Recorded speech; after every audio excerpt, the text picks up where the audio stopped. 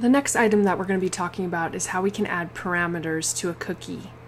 As you know, you can pass in the name and the value to the setCookie function, and that's going to suffice for most of your cookie uses. But there are some other arguments that I want to make you aware of. The setCookie function can take up to 5 more parameters, each of which limits the operation of the cookie. So as you know, in the parentheses, we can pass in the name and the value. We've already explored that. The other parameters that you can pass in are going to be expiration, path, domain, secure, and HTTP only. I'll explain what all of these are. The expiration argument is used to set a specific length of time for a cookie to exist. If this isn't specified, the cookie will continue to be functional until the user closes the browser. Normally, you set the expiration time by adding a particular number of minutes or hours to the current time. You can find the current time in PHP by using the time function. It's going to return a time stamp. If we use the time stamp line of code, we can set the expiration time of the cookie to be whatever we want it to be. I already have a cookie set here. The name of the cookie is cookie1 and the value is chocolate chip. So let me show you how we can go about adding the expiration parameter. In order to use the timestamp, we're going to pass in seconds. We need to determine how much time an hour is going to take, and to do that we would take the number of seconds in a minute, which is 60, and the number of minutes in an hour, which is also 60. So if we multiply those two together, 60 times 60, that's going to give us a value of 3,600. So that's going to be the timestamp that we'll use to make these cookies persist for an hour. I'm going to put time, open close parentheses, plus 3,600. So what this is going to do is the expiration time is going to be calculated as the value of time, whatever the current value of the time is, plus 3,600. This argument is not going to go inside of quotes like the cookie name and the value of the cookie were. And that's because we don't want to literally pass in time plus 3,600 as an expiration, but rather as a result of that calculation. The path and the domain arguments are used to limit a cookie to a specific folder in a website. That's the path, or to a specific domain. Using the path option, you could limit a cookie to exist only while a user is in a specific subfolder of the domain. So to use that, you would put a comma, and then inside of your single quotes, you would put the path to that specific subfolder. Cookies, by default, are already specific to a domain, so the domain argument might be used to limit a cookie to a subdomain. So if I had a website and maybe I had a subdomain that was a store or a shop, and I wanted the cookies to exist while the user was on the subdomain, I could limit it to be in that particular area. So I would put a comma, and then I would put inside of quotes the name of the subdomain, shop.domain.com. The secure value is going to dictate that a cookie should only be sent over a secure HTTPS connection. A value of 1 is going to indicate that a secure connection must be used, whereas a value of 0 is going to indicate that a secure connection isn't necessary. You can ensure a secure cookie transmission for e-commerce sites where you're going to be collecting sensitive information.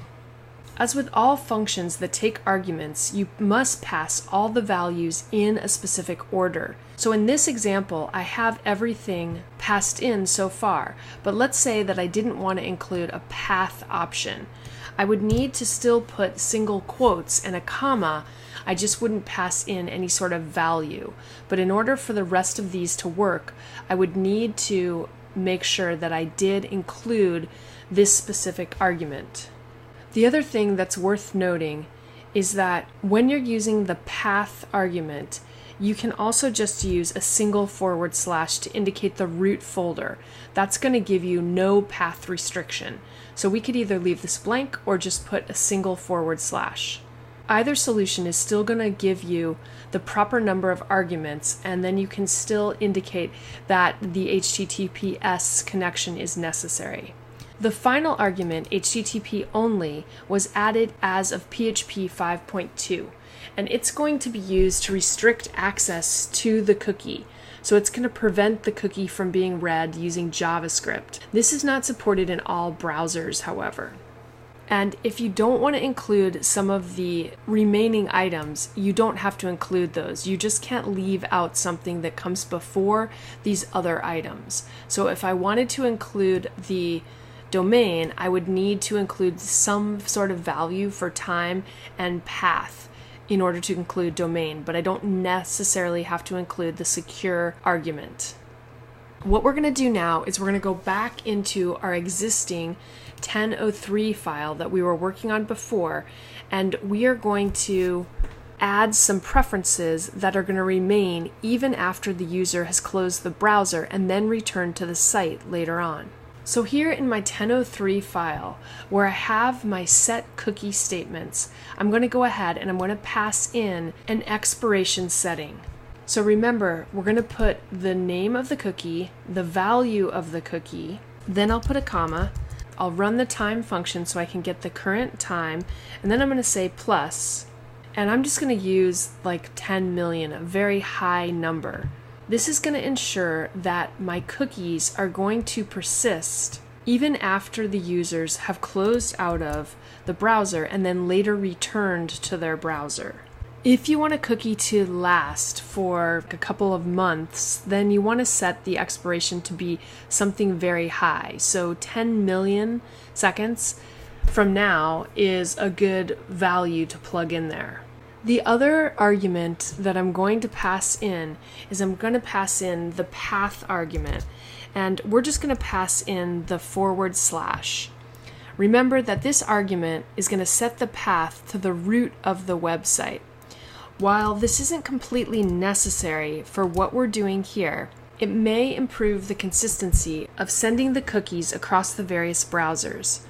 Because the expiration date of the cookies is now set to months, in the future, the user's preferences, which are going to be stored in the cookies, will be valid even after the user has closed and reopened the browser. Without the expiration date, users would see the default font size and the color to have been reassigned to their preferences with every new browser session. It is worth noting that not all browsers are going to acknowledge a cookie's adjusted expiration time when the cookie is being sent from your own computer. So when you're testing this using localhost, like we're doing in these particular examples, generally browsers will be inconsistent on how they handle local cookies. But if you try this on a dedicated domain name, you should have no problems.